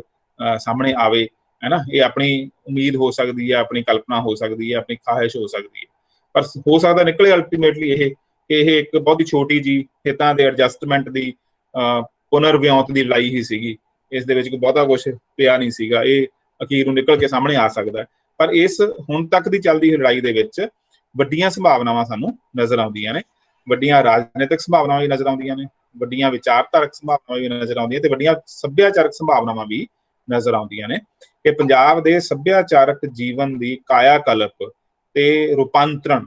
ਜਿਹੜਾ ਹੈਗਾ ਉਹ ਇਸ ਰੂਪ ਦੇ ਵਿੱਚ ਹੋ ਸਕਦਾ ਕਿ ਪੰਜਾਬੀ ਸੱਭਿਆਚਾਰ ਪੰਜਾਬੀ ਬੰਦੇ ਦੇ ਸੁਪਨਿਆਂ, ਪੰਜਾਬੀ ਬੰਦੇ ਦੀਆਂ ਆਸਾਂ ਦੇ ਮਾਮਲੇ ਦੇ ਵਿੱਚ ਹੋਰ ਇੱਕ ਤਰ੍ਹਾਂ ਨਾਲ ਜ਼ਿਆਦਾ ਲੋਕਾਂ ਨੂੰ ਇਸ ਦੇ ਵਿੱਚ ਸ਼ਮੂਲੀਅਤ ਕਰਵਾਉਣ ਵਾਲਾ ਸੱਭਿਆਚਾਰ ਬਣੇ। ਇਸ ਦੇ ਵਿੱਚ ਜਿਹੜੀ ਕੇਂਦਰਕਤਾ ਹੈਗੀ ਹੈ, ਕਿਸੇ ਵੀ ਇੱਕ ਜਮਾਤ ਦੀ, ਕਿਸੇ ਵੀ ਇੱਕ ਤਬਕੇ ਦੀ ਜਿਹੜੀ ਕੇਂਦਰਕਤਾ ਹੈਗੀ ਆ, ਉਹ ਇਸ ਦੇ ਵਿੱਚੋਂ ਟੁੱਟ ਕੇ ਪੰਜਾਬੀਆਂ ਦਾ ਇੱਕ ਇਤਿਹਾਸਕ ਤੌਰ ਤੇ ਸਾਂਝਾ ਮੁਹਾਜ ਬਣ ਸਕਦਾ ਹੋਵੇ। ਇਸ ਕਿਸਮ ਦੀਆਂ ਸੰਭਾਵਨਾਵਾਂ ਵੀ ਇਸ ਸਮੁੱਚੇ ਅੰਦੋਲਨ ਦੇ ਵਿੱਚ ਹੈਗੀਆਂ ਨੇ। ਪਰ ਦੂਜੀਆਂ ਸੰਭਾਵਨਾਵਾਂ ਵੀ ਉੱਡੀਆਂ ਹੀ ਨੇ ਤੇ ਉਹ ਜ਼ਿਆਦਾ ਪ੍ਰਬਲ ਨੇ, ਕਿਉਂਕਿ ਜੇ ਅਸੀਂ ਸਵੈ ਆਲੋਚਨਾਤਮਕ ਨਹੀਂ ਹੈਗੇ, ਜਿਹੜਾ ਕਿ ਸਾਨੂੰ ਘੱਟ ਨਜ਼ਰ ਆਉਂਦਾ ਪਿਆ, ਤੇ ਜੇ ਅਸੀਂ ਹਜੇ ਦੂਜਿਆਂ ਨੂੰ ਆਪਣੇ ਵਿੱਚ ਸ਼ਾਮਲ ਕਰਨ ਦੇ ਮਾਮਲੇ ਦੇ ਵਿੱਚ ਸਪਸ਼ਟ ਨਹੀਂ ਹੈਗੇ, ਕਿ ਅਸੀਂ ਕਹਿੰਦੇ ਆ ਕਿ ਇਸ ਦੇ ਵਿੱਚ ਸਿਰਫ 2-3 ਮੰਗਾਂ ਦੇ ਉੱਪਰ ਹੀ ਸਾਰੀ ਲੜਾਈ ਲੜੀ ਜਾਣੀ ਹੈ, ਜਿਵੇਂ ਕਿ ਬਹੁਤੇ ਲੋਕ ਇਹੀ ਸੋਚ ਰਹੇ ਨੇ ਕਿ ਨਾ ਜੀ ਨਾ, ਭਟਕਾਓ ਨਾ ਇਹਨਾਂ ਨੂੰ ਨਹੀਂ ਦੂਜੀਆਂ ਮੰਗਾਂ ਦੇ ਉੱਪਰ ਜਾਣਾ ਚਾਹੀਦਾ। ਜਿਹੜੇ ਵੀ ਅੰਦੋਲਨ ਗਿਣਤੀ ਦੀਆਂ ਕੁਝ ਮੰਗਾਂ ਦੇ ਉੱਪਰ ਹੀ ਲੜਿਆ ਜਾਊਗਾ, ਉਹ ਕਦੇ ਵੀ ਦੂਰ-ਰਸ ਵਧੀਆ ਸਿੱਟੇ ਪੈਦਾ ਕਰਨ ਵਾਲਾ ਅੰਦੋਲਨ ਹੋ ਨਹੀਂ ਸਕਦਾ। ਇਤਿਹਾਸਕ ਤੌਰ ਤੇ ਇਸ ਤਰ੍ਹਾਂ ਨਾਲ ਹੋਇਆ ਨਹੀਂ ਹੈਗਾ। ਕੋਈ ਵੀ ਅੰਦੋਲਨ ਪੈਦਾ ਹੋਇਆ, ਮੁੱਢਲੇ ਤੌਰ ਤੇ ਉਹ ਕੁਝ ਮੰਗਾਂ ਲਈ ਪੈਦਾ ਹੁੰਦਾ ਸੀ, ਪਰ ਹੌਲੀ ਹੌਲੀ ਉਹ ਵਿਰਾਟ ਅੰਦੋਲਨ ਬਣ ਕੇ ਹੀ ਉਸਨੇ ਇਤਿਹਾਸ ਦੇ ਵਿੱਚ ਵੱਡੀਆਂ ਪ੍ਰਾਪਤੀਆਂ ਕੀਤੀਆਂ। ਤੇ ਤੁਸੀਂ ਜੇ ਸੁਤੰਤਰਤਾ ਅੰਦੋਲਨ ਦੀ ਵੀ ਗੱਲ ਹੀ ਕਰੋ ਤਾਂ ਉਹਦੇ ਵਿੱਚ ਮੁੱਖ ਤੌਰ ਤੇ ਇਹੀ ਸੀ, ਸ਼ੁਰੂ ਦੇ ਵਿੱਚ ਜਦੋਂ ਦਾਦਾ ਭਾਈ ਨਾਰੋਜੀ ਨੇ ਕਿਹਾ ਕਿ ਪੈਸੇ ਦੀ ਡਰੇਨੇਜ ਹੋ ਰਹੀ ਹੈ ਜੀ, ਹੈ ਨਾ, ਜਾਂ ਪਹਿਲਾਂ ਅਸੀਂ ਜੀ ਕਾਰਤੂਸ ਨਹੀਂ ਵਰਤਣੇ, ਉੱਥੋਂ ਗੱਲਾਂ ਸ਼ੁਰੂ ਹੋਈਆਂ, ਹੈ ਨਾ। ਸਾਡੇ ਜੀ ਰਾਜਿਆਂ ਦੀਆਂ ਤਨਖਾਹਾਂ ਜਿਹੜੀਆਂ ਨੇ ਉਹ ਨਹੀਂ ਦਿੱਤੀਆਂ ਜਾ ਰਹੀਆਂ, ਤੇ ਫਿਰ ਲੈ ਕੇ ਬੈਠ ਜਾਂਦੇ, ਜੇ ਉਦੋਂ ਅੰਗਰੇਜ਼ ਦੇ ਦਿੰਦੇ ਰਾਜਿਆਂ ਦੀਆਂ ਤਨਖਾਹਾਂ ਜਿਹੜੀਆਂ ਪ੍ਰਿਵੀ ਪਰਸ ਕਹਿੰਦੇ ਸੀਗੇ, ਕਿ ਕੁਝ ਲੋਕਾਂ ਨੂੰ ਜਿਹੜੇ ਪ੍ਰਿਵੀ ਪਰਸ ਜਾਰੀ ਕੀਤੇ ਸੀ ਉਹ ਦੇ ਨਹੀਂ ਸੀ ਰਹੇ। ਕੁਝਾਂ ਦੇ ਉੱਤਰਾਧਿਕਾਰੀ ਦਾ ਮਸਲਾ ਸੀਗਾ ਕਿ ਇੱਕ ਉੱਤਰਾਧਿਕਾਰੀ ਜਿਹੜਾ ਹੈਗਾ ਕਿ ਬੱਚਾ ਹੈ, ਤੇ ਉਹ ਕਹਿੰਦੇ ਰਾਜੇ ਅੰਗਰੇਜ਼ ਕਹਿੰਦੇ ਸੀ ਵੀ ਹੁਣ ਇਹ ਸਾਡੇ ਕੰਟਰੋਲ 'ਚ ਆ ਜਾਊਗਾ, ਬੱਚਾ ਜਿਹੜਾ ਹੈਗਾ ਉਹ ਠੀਕ ਆ, ਉਹਦਾ ਰਹੂਗਾ, ਉਹਦਾ ਕਾਗਜ਼ੀ ਪੱਤਰੀ ਉਹ ਰਾਜਾ ਰਹੂਗਾ, ਪਰ ਸਾਰਾ ਕੰਟਰੋਲ ਜਿਹੜਾ ਹੈ ਅੰਗਰੇਜ਼ਾਂ ਕੋਲ ਆ ਜਾਊਗਾ। ਇਸ ਤਰ੍ਹਾਂ ਦੇ ਮੁੱਦੇ ਸੀਗੇ, ਇਹਨਾਂ ਮੁੱਦਿਆਂ ਤੇ ਲੜਾਈ ਲੜੀ ਜਾਂਦੇ ਫਿਰ ਆਪਾਂ, ਹਨਾ। ਪਰ ਇਹ ਸਾਰਾ ਜਿਹੜੀਆਂ ਮੁੱਦੇ ਸੀ, ਇਹ ਮੁੱਦੇ ਹੌਲੀ ਹੌਲੀ ਇੱਕ ਵੱਡੇ ਰਾਸ਼ਟਰੀ ਅੰਦੋਲਨ ਦੇ ਵਿੱਚ ਬਦਲ ਗਏ, ਜਿਹਦੇ ਵਿੱਚ ਸਾਰੇ ਭਾਰਤ ਦੀ ਏਕਤਾ, ਅਖੰਡਤਾ ਦੀਆਂ ਗੱਲਾਂ ਸਾਹਮਣੇ ਆਈਆਂ। ਇਹ ਤਾਂ ਕਦੇ ਚਿੱਤ ਖਿਆਲ ਵੀ ਨਹੀਂ ਸੀ ਜਦੋਂ ਇਹ ਸਾਰਾ ਕੁਝ ਸ਼ੁਰੂ ਹੋਇਆ ਸੀ। ਤਾਂ ਜ਼ਾਹਿਰ ਹੈ ਕਿ ਸਿਰਫ ਚੰਦ ਮੁੱਦਿਆਂ ਦੇ ਉੱਪਰ ਤੇ ਚੰਦ ਮੰਗਾਂ ਦੇ ਉੱਪਰ ਟਿਕ ਕੇ ਜੇ ਅਸੀਂ ਇਸ ਸਾਰੇ ਚੀਜ਼ ਦੀ ਕਲਪਨਾ ਕਰਾਂਗੇ ਤਾਂ ਇਸ ਦੇ ਵਿੱਚੋਂ ਵੀ ਬਹੁਤੀਆਂ ਵੱਡੀਆਂ ਪ੍ਰਾਪਤੀਆਂ ਹੋਣ ਦੀ ਸੰਭਾਵਨਾ ਨਹੀਂ ਹੋਊਗੀ। ਠੀਕ ਹੈ, ਇਸ ਕਰਕੇ